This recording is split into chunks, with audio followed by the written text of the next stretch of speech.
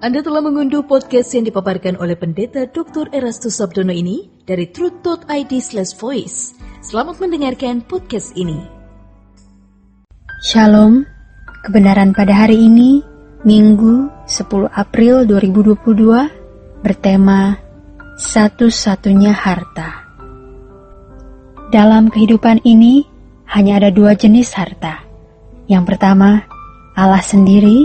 Yang kedua, apapun yang bukan Allah. Bicara mengenai apapun yang bukan Allah, ini menjadi masalah. Karena kalau orang menjadikan objek itu sesuatu yang baik, maka dia menjadi manusia yang baik. Kalau orang menjadikan objek sesembahannya sesuatu yang salah, dia menjadi jahat. Sebagai umat pilihan atau orang Kristen, tidak bisa tidak harus menjadikan Allah sebagai satu-satunya harta. Kalau tidak menjadikan Allah menjadi satu-satunya harta, berarti memilih yang lain. Orang seperti itu berarti tidak memosisikan diri sebagai anak Allah, bukan anggota keluarga kerajaan Allah, bukan mempelai Kristus. Mengapa demikian? Karena orang Kristen sebagai anak-anak Allah memang ditetapkan untuk hanya menjadikan Allah sebagai satu-satunya harta. Hanya dengan bersikap ini, yaitu seseorang menjadikan Allah sebagai satu-satunya harta, maka barulah orang itu menjadi umat pilihan Allah yang benar, menjadi anak-anak Allah atau menjadi mempelai Kristus. Bapak Ibu, makanya tidak heran kalau orang percaya itu dituntut sempurna seperti Bapa, serupa dengan Yesus. Orang yang tidak menjadikan Allah satu-satunya harta, tidak mungkin sempurna seperti Bapa, dan tidak mungkin serupa dengan Yesus. Orang percaya tidak dikehendaki memiliki harta, kecuali Allah sendiri. Itulah sebabnya firman Tuhan mengatakan bahwa kamu bukan milik kamu sendiri, di dalam 1 Korintus 6 ayat 19-20. Kita tidak memiliki diri kita, berarti kita tidak memiliki apa-apa. Makanya di dalam Lukas 16 ayat 12 dikatakan, hartamu sendiri itu bukan di sini, bukan di dunia ini, jangan mengingini. Tuhan Yesus berkata, kumpulkan harta di surga, bukan di bumi.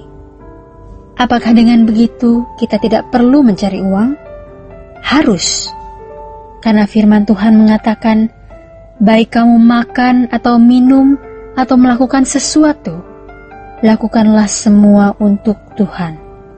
Bekerja, pacaran, menikah, dan punya anak, semuanya untuk Tuhan. Ini yang disebut dengan mengumpulkan harta di surga.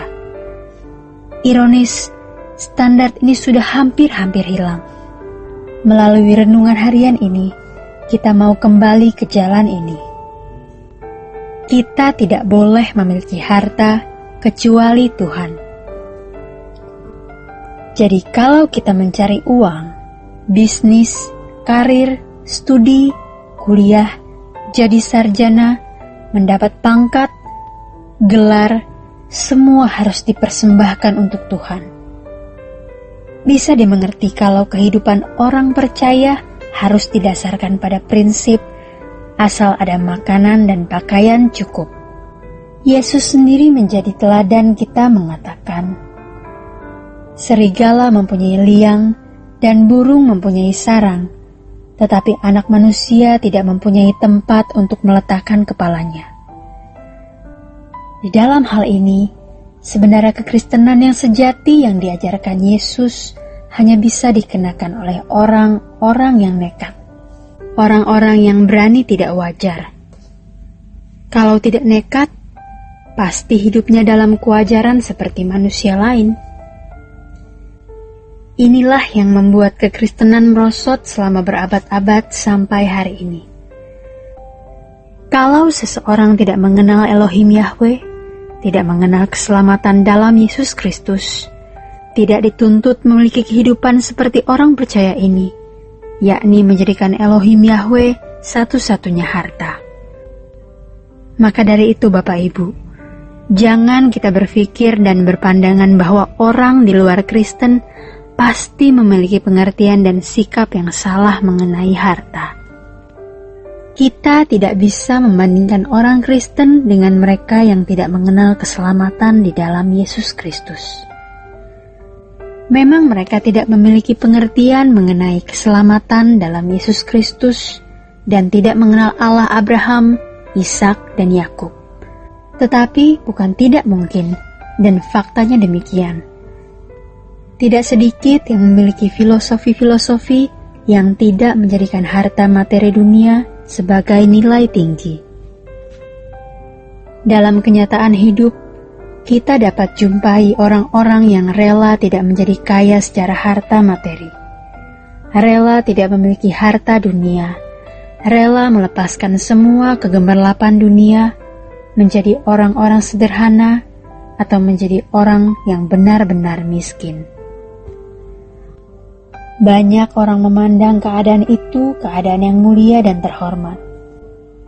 Dalam kisah Siddhartha Gautama, kira-kira 500 tahun sebelum Tuhan Yesus lahir, anak dari Raja Sri Baginda Suddhodana merasa berduka melihat orang sakit menjadi tua dan meninggal. Beliau meninggalkan kegemerlapan istana sebagai putra mahkota yang semestinya duduk di tahta sebagai raja. Kemudian ia menjadi seorang yang tidak berharta sama sekali, demi menjadi atau mencapai Buddha, yang artinya seorang yang memperoleh penerangan yang sempurna. Tindakan atau perilaku ini diikuti oleh para pengikutnya selama ribuan-ribuan tahun dan eksis sampai hari ini. Manusia, siapapun, yang tidak menjadikan harta duniawi atau materi sebagai sesuatu yang bernilai, dapat menjadi manusia yang berhati luhur, mengasihi sesama, dan benar-benar menjadi manusia yang memanusiakan orang lain. Bapak Ibu, menjadi perenungan bagi kita semua. Kalau orang di luar Kristen saja bisa tidak menjadikan harta sebagai nilai tertinggi, mengapa kita tidak bisa? Kalau pengikut Siddhartha Gautama mengikuti jejak sosok yang mereka junjung yang menjadi panutan dan teladan hidup, maka kita sebagai orang percaya tidak bisa tidak harus mengikuti jejak Yesus. Jejak Yesus yang menjadi panutan dan teladan hidup kita.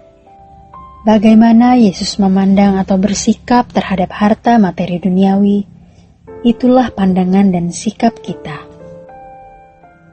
Jika tidak demikian, maka berarti kita bukan pengikut Kristus, atau kita bukan orang Kristen. Allah menjadi harta kita. Hal itu membangun sikap hidup dan perilaku yang nyata-nyata akan dilihat dan dirasakan oleh orang. Makanya, kita melihat diri kita sendiri dan merasakannya dulu. Kalau kita tidak melihat dan merasakannya sendiri, kita tidak bisa. Kalau orang nuraninya sudah mati, ia tidak bisa melihat dirinya dengan jujur dan tidak merasakannya. Selesai. Dia akan menjadi serigala bagi sesamanya. Makanya kita temukan orang-orang Kristen yang kejam, bengis, jadi serigala bagi sesamanya itu. Kita bukan orang yang sudah suci, tapi kiranya kita adalah orang-orang yang sungguh-sungguh berjuang untuk terus meningkatkan kualitas hidup.